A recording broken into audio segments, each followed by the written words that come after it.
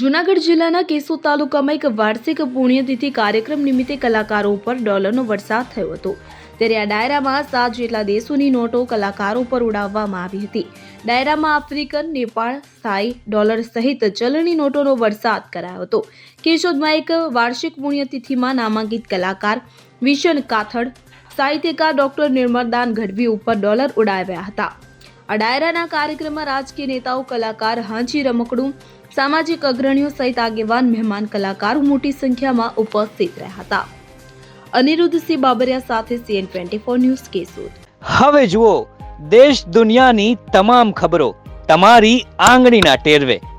ઉઠાવો મોબાઈલ અને Google Play Store પરથી ડાઉનલોડ કરો અમારી CN24 ન્યૂઝ મોબાઈલ એપ।